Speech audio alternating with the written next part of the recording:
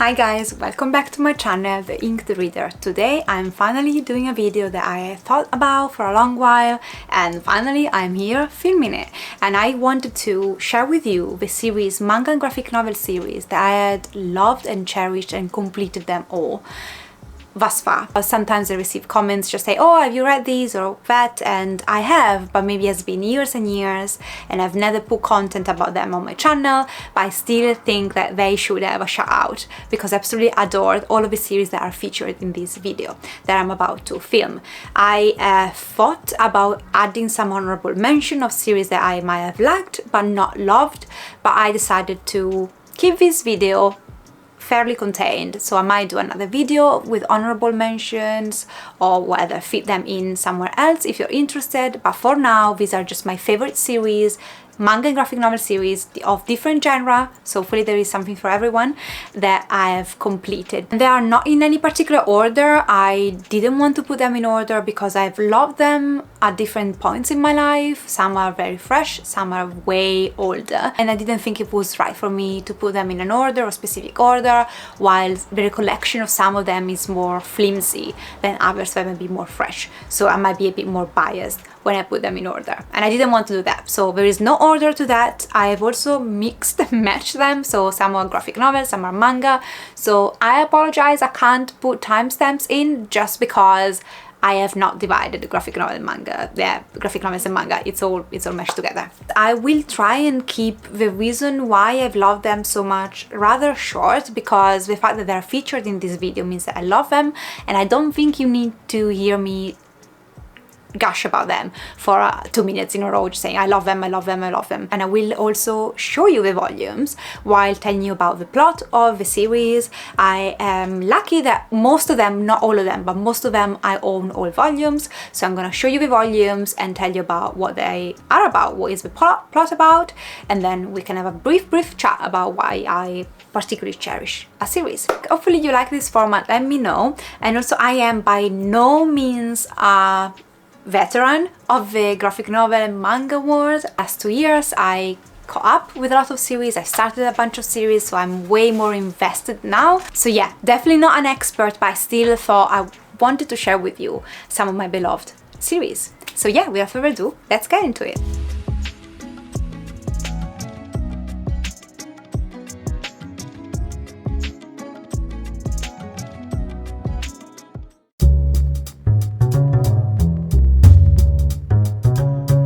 Nailbiter is a 6 volumes horror graphic novel that centers around the fictional town of Buckaroo, Oregon, which has seen the birth of 16 of the United States' worst serial killer, and because of that has been dubbed the Buckaroo Butcher by urban culture. Buckaroo's most recent addition to its serial killer list is Edward Charles Warren, otherwise known as Nailbiter, due to his predilection for chewing off his victims' nails and part of their flesh. In the first volume, the infamous Nailbiter has just been caught by an FBI agent, Charles Carroll. However, Carroll has since gone missing, leaving it up to his friends and the NSA agent Nicholas Finch to search for him. Now Nicholas decides to start his search in Buckaroo, where he begins to question why the small town has produced so many murders.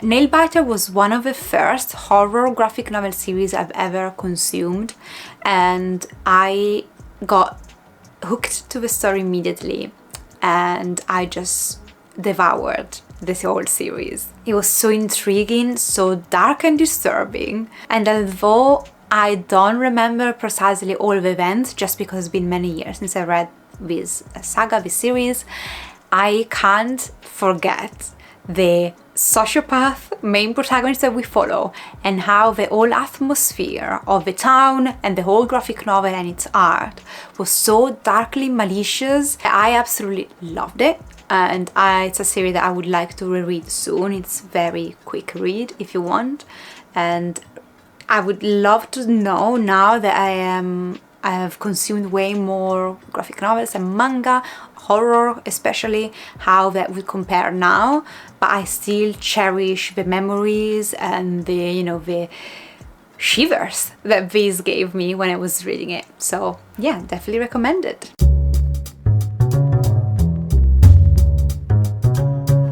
Another absolutely brilliant horror graphic novel. In what becomes known as Revival Day, everyone who died within a few miles of a city in Wisconsin, a small city, on January 1st returns to life on January the 2nd. And the Center of Disease Control quarantines the whole city to study the phenomenon and research the cause of this event.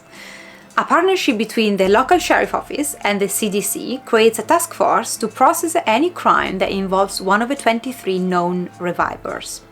People who came back to life, and as a consequence of this, now all their wounds heal, so they become sort of immortal. In particular, you follow Detective Dana Cypress, however you wanna pronounce it, and CDC Dr. Ibrahim Ramin, while they try to discover what, who, when, and why this happened.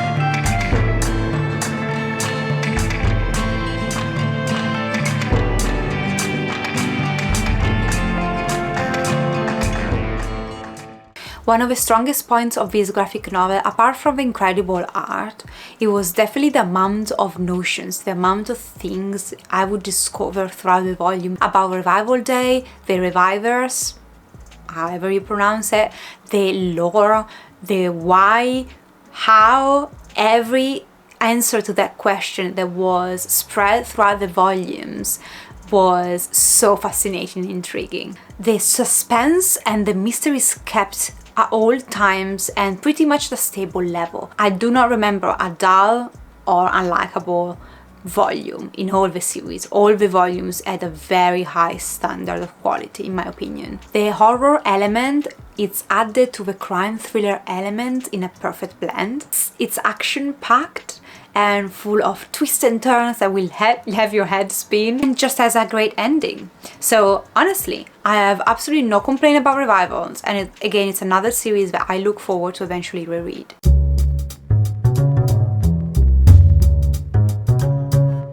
Sweet Tooth. The only post-apocalyptic graphic novel, or manga to be fair, on this list that I have collected, and I own the deluxe editions, which consist of only 3 volumes, but its original runs is 46 issues. Sweet Tooth takes place in a world where, as a result of a virus, the majority of humans have perished.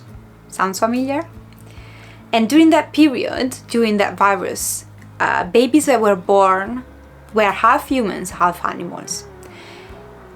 Therefore are seen as abominations and hunted, killed by humans. The main protagonist is Gus, a young boy with deer-like features who lives a quiet life deep in the woods with his father, who's trying to keep him hidden for other humans and therefore out of harm. However, tragedy struck and the father of Gus passes away due to illness, and Gus is left on his own.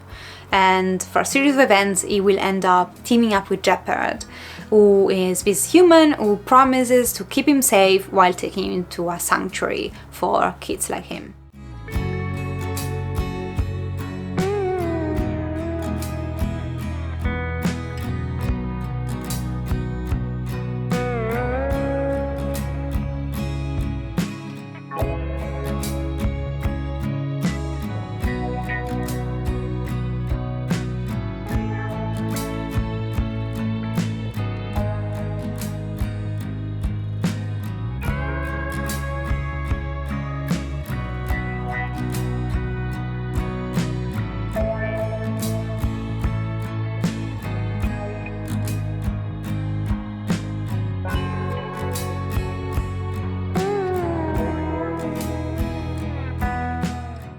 Now there is a TV show of this on Netflix. I watched a few episodes and gave up. I'm not interested, and this is why Sweet Tooth is such like a unique pick for me, because I knew that in a TV format or movie format would never work for me, and I was very hesitant when I picked this up initially because I'm not really much into dystopian post-apocalyptic literature in general. And when I looked at the art and saw the first pages, I didn't like it and I thought I just wasted a lot of money. But turns out that my investment was actually good and I ended up really enjoying it. I also grew to see the art style of Sweet Tooth as the only art style that could really make justice to the story that was telling. It's a dreadful and hopeful story at the same time. It's a pretty simple, straightforward story, but this is not like a negative thing. And although I don't feel the need of rereading these compared to other series on this list, I think that if you've never picked up Sweet Tooth and you'd like to kind of consume the original material, even if you did like the show, I think there is something for you in Sweet Tooth, the actual graphic novel, and it's a unique art style with a unique story that I really cherished.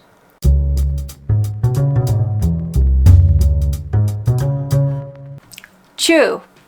Now this is one of my very favorite ones. Set in an alternative reality where bird flu has killed 23 million Americans, now any consumption of chicken or any bird, for that matter, is prohibited. We follow Tony Chu, who was a police detective and is a Cibopath. Again, I apologize if I'm butchering the pronunciation of these. Basically, when he tastes food, he gets a physical impression of the origin of the food that he's eating and how it came to its end. Now, you can imagine how this might turn up to be useful if you're a detective, while at the same time, useful doesn't mean that it's nice to have to go through the process of consuming the meat in order to find out what happened to it. Now, after being fired from being a detective, he's hired by the FDA and at times forced to consume unspeakable things in order to solve crimes and tackle the illegal consumption of poultry.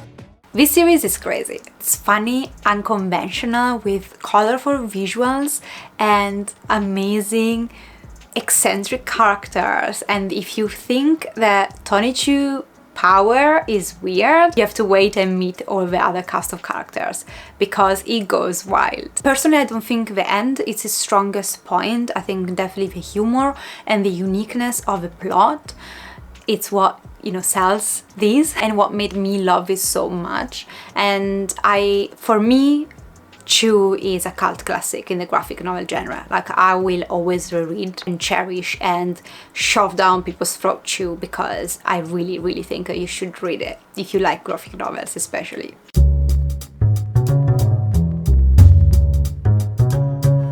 Preacher. This is a recent addition as I finished these a few months back, and you might have heard me speak about this, especially last year.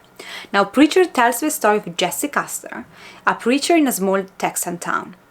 Custer is accidentally possessed by a supernatural creature one day, and this creature is called Genesis, whose power might rival that of God himself, making Jesse Custer, bonded to Genesis, potentially the most powerful being in the whole universe.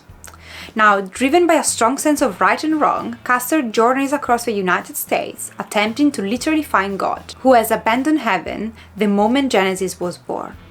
And Custer is joined by an old girlfriend, Tulip, as well as a hard-drinking Irish vampire named Cassidy on his journey. And they're not going to stop until they find what they're looking for and hold God accountable for having ruined and abandoned humanity.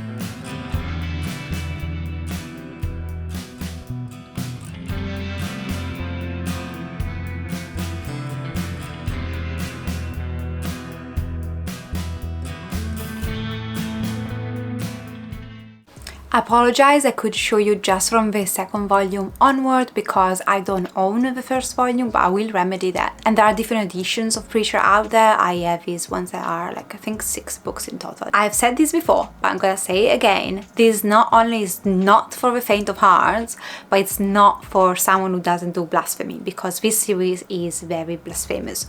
Therefore, if you are a Christian who does not have a sense of humor when it comes down to religion, stay very clear from this because it's gonna offend you profoundly. I am not Christian, I'm not religious in general, and I have a sense of humor when it comes down to religions and so on. So for me, the mix of extreme violence, horrific elements, sassy dialogues, weird characters really worked well. And although I never grew to love the art of Preacher, to these days is the only thing I don't particularly love about Preacher, I could definitely pass it over just because of the good plot and dialogues. And what was created in Preacher was absolute perfection. The end wasn't what I was expecting, however it felt very Preacher, which is a story where you never know what's gonna happen next and where this is going. And it's a story that I will reread because I think it needs like rereads to really fully grasp the nuances that it has. So definitely a perfect one for reread. And yeah, it's Preacher, guys. You heard me talk about this a bunch of times. So I'm gonna stop now. There is a TV show adaptation on Netflix, which I watched the first part of the first season and never continue on, but not because of the series. I enjoy what I watched. I don't remember why I stopped, but I do plan eventually to go and watch all the 4 seasons that are out, and then maybe I can tell you if they are nearly as good as Preacher, the original material, is.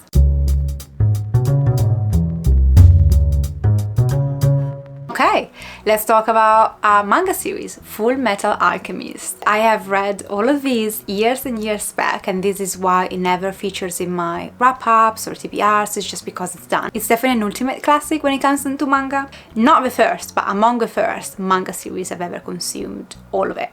And after a horrific alchemy experiment that goes wrong, the Elric household is left in shatters. Brothers Edward and Alphonse have ignored the alchemical principle banning humans transmutation, and the boys have attempted to bring their recently deceased mother back to life. Instead of bringing her to life, they ended up suffering brutal personal losses.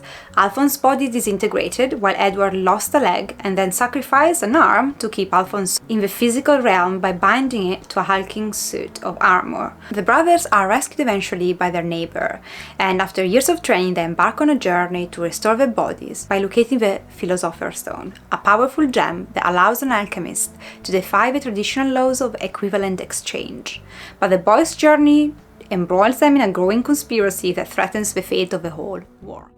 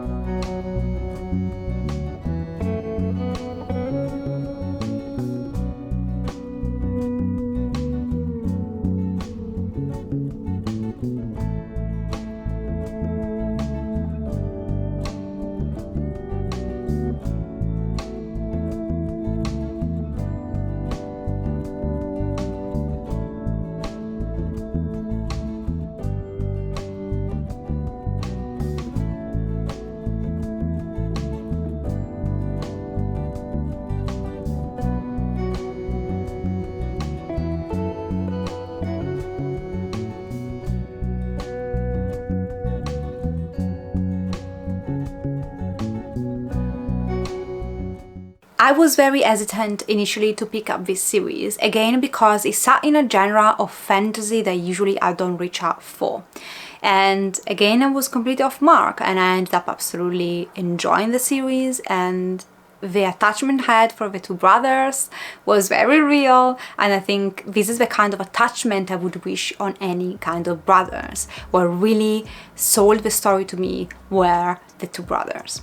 And don't get me wrong, and this had a good amount of humor at times, but can be very intense. I had an amazing time just going on this journey with the brothers, and the end was very satisfying, and really I can't complain about anything.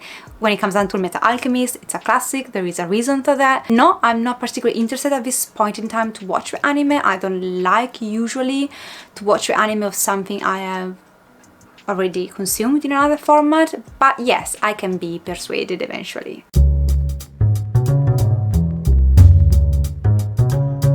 Back to graphic novels, specifically horror graphic novels, Locke Key. I almost forgot about this one, just because of the TV show, which although wasn't completely horrible, really twisted the story in ways that were so far from the original that I had almost forgotten how much I loved the original graphic novel. Locke Key tells the story of Key House and of the family that owns it. After moving away following a tragedy, the remaining family members of Randall Locke, who recently was murdered, move back in the unlikely New England mansion, with fantastic doors that transform all who dare to walk through them, and home to a hate-filled, restless creature that will not be put to rest.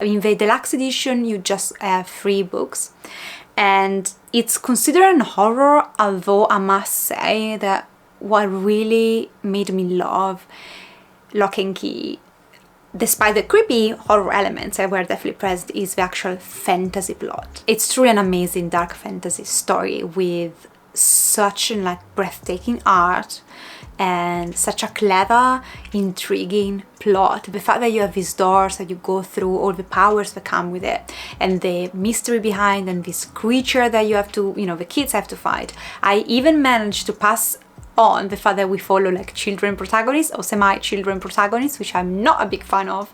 If you have been following me, you know. If you didn't know, now you know. I don't love stories that follow children protagonists, but in this case I didn't even mind. And in a sense, now I wish I never watched the TV show, because it kind of ruined a bit the memories that I had of the original story. Although I don't feel now like I want to reread it because I've watched the TV show too recently, I might eventually in the future decide that's been enough time for me to leave the TV show behind and just consume the original story. But if you're curious of which one you should reach out for, I would hands down say pick up the graphic novels. They have nothing less. Actually, I think they have much more the TV show could ever give you.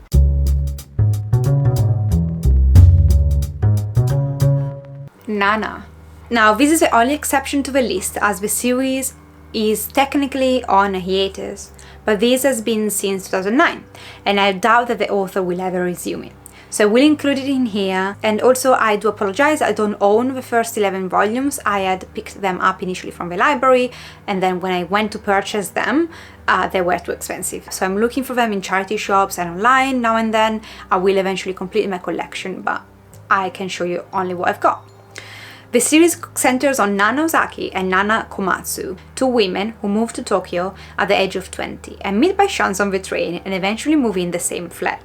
One of them is pursuing fame, especially after her ex left her and achieved it with his new band, and the other is a dreamer pursuing romance.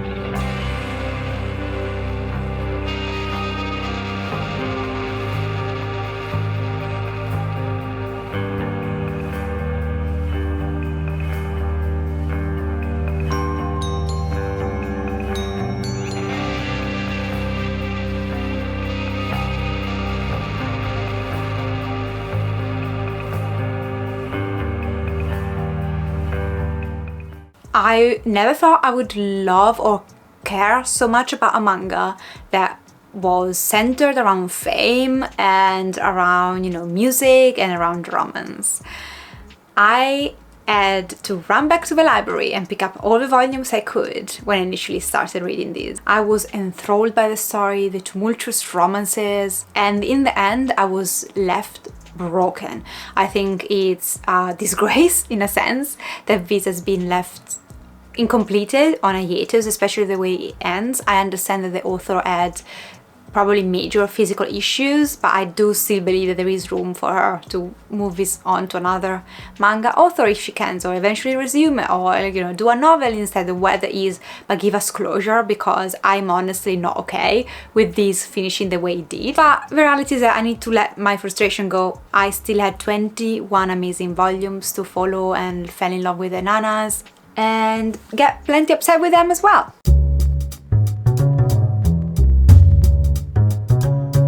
Death Note, a true classic again. Death Note follows the visually dark stories of Light Yagami, a brilliant young man who discovers a mysterious notebook called the Death Note, which belonged initially to a Shinigami Ryuk, a monster demon.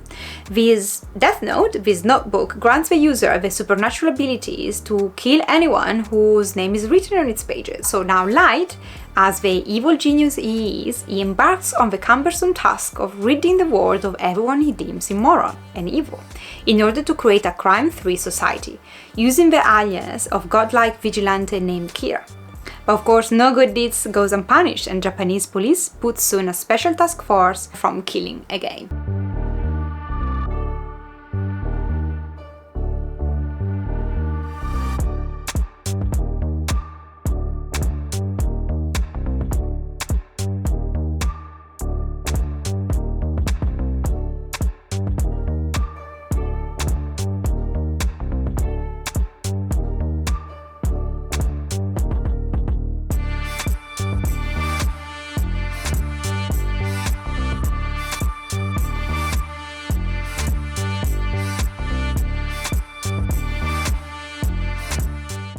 Now, this is the first manga I've ever picked up, I believe, and completed. This is the first manga I grew obsessed about. I was in love. I wanted a special edition, which I achieved. I love my editions, and it's the first manga that I just really got the hype and really understood why manga were so popular. Death Note has a special place in my heart, as it has for many of us.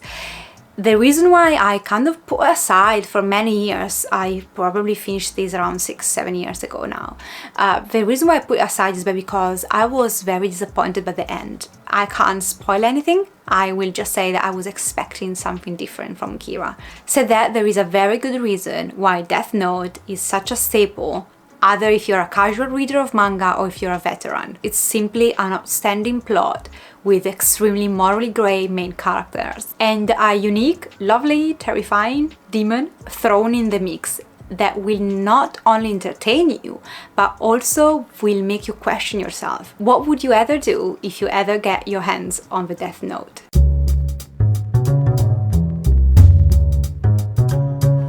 Vampire Knight. Unfortunately, I own only the second part of this because the first part I have actually watched the anime of, and then I found out that there was like a continuation from the anime, and so I purchased the second box.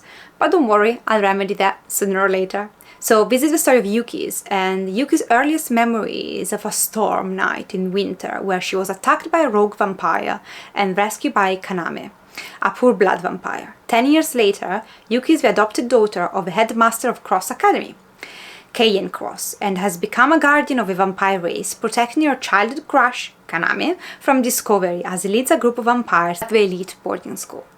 At her side there is Zero, a childhood friend whose hatred for the creature that destroyed everything he held dear leaves him determined to never trust them. This coexisting arrangement seems all well and good. But have the vampires truly renounced their murderous ways? Or is there a darker truth behind their actions?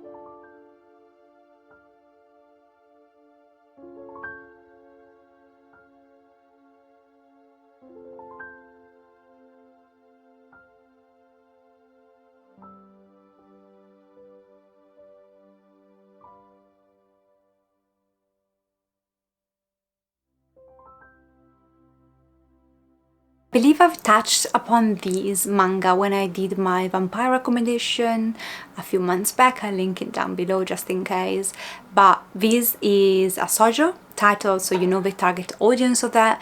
Despite the fact that I don't often reach out for romance, the fact that this contains vampires definitely help. If you want me to read a romance and you have vampires in it, it's probably more likely to happen, and I might even enjoy it. I really liked this. It was angsty. There was an amazing love triangle, and there were like good vampire action.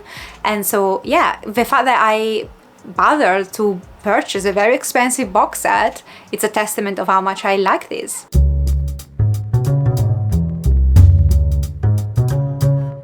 Dawn of Arcana, another shoujo manga, one of, I think it's the third and last one.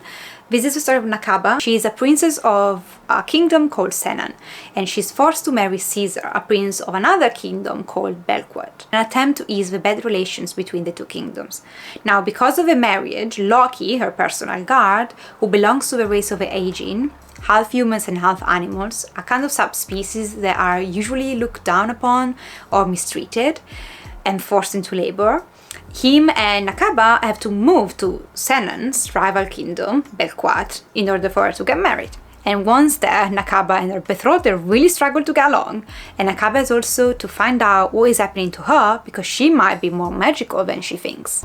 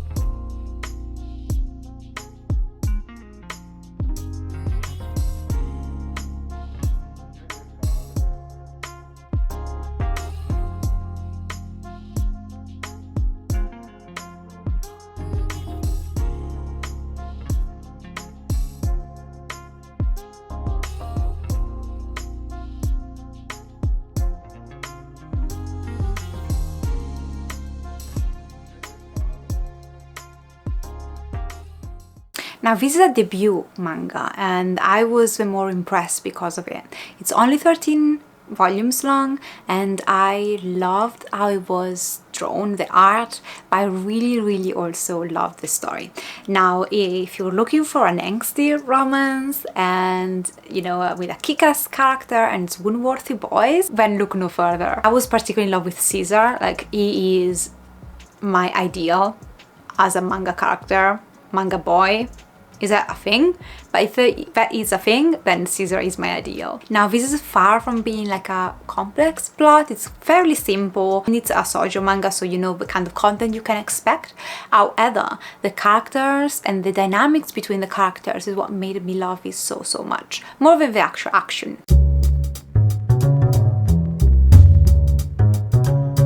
Fables. This series is about people from fairy tales and folklore who really exist in magical realms, but they were forced out of their worlds by what they call the adversary, and now they live in exile in our world. They're called Fables, and those who are looking like humans live in New York City in a community known as Fabletown. The others, the ones that don't look human, live at the farm in upstate New York, hidden from society. You have some more prominent characters like the Big Bad Wolf, Bigby, and Snow White, and their sister, among others, and in this stunningly drawn revisitation of Once Upon a Time, you follow Fables facing enemies, falling in and out of love, and fighting for their place in this world.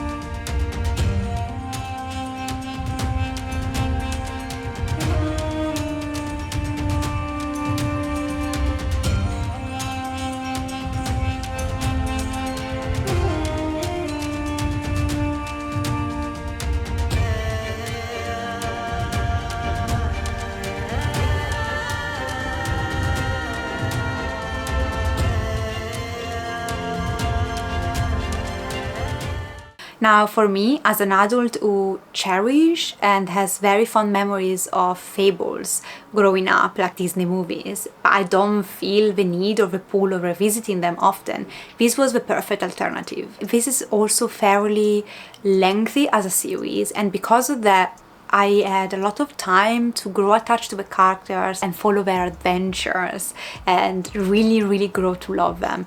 Now, yes, it's another one where the end wasn't my favorite part, but all the rest I adored so much. And I was very pleased to have such a lengthy series, to spend so much time with the characters, watch them go through a lifespan in a sense, and that made me so more invested in their fate. And although I must admit that you follow some side plots at times with characters that weren't my favorite ones, I could always rely on the amazing, stunning art style.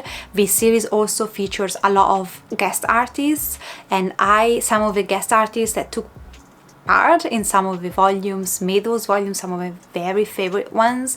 I will always, even if I can just scroll through Fables, appreciate like the majestic art again, I'll do it over and over again. I was lucky enough that I could purchase the deluxe editions. Took me a bunch of years to do so because they're very expensive, but I do not regret them because look at them. People that come to my house, when they pass by that bookshelf, the whole series, I can promise you they always stop and look because it's that good. That's it, guys. Those are the series that as of now I felt like they are the very ones I have loved the most. I would love to know which are your favorite completed series. Have you ever read any of those series? I will do an update video as well when I finish more that you have completed. Thank you guys for watching. If you're new, I would love for you to subscribe, so hit the button down below. I'll see you next time. Take care of yourself. Ciao!